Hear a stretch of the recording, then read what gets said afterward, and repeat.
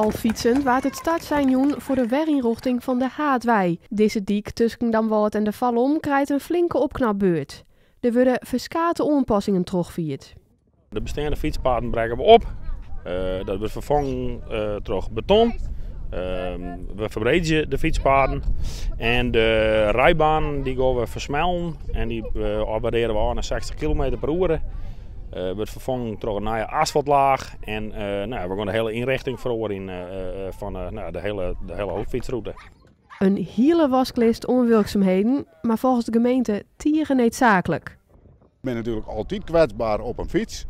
En dus willen we die fietsers graag zo vol mogelijk, waar de snelheid van de auto wat hoger leidt en de intensiteit hoger is, willen we die fietsers zo vol mogelijk van een rijbaan op een fietspad, waar dat past. En daar draagt dit project heel goed bij.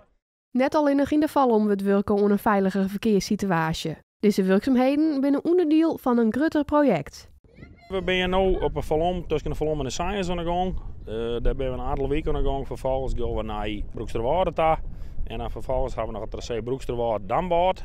En dan hebben we van Damwart tot naar Science toe. Is ongeveer tot en met de bouwvak in totaal.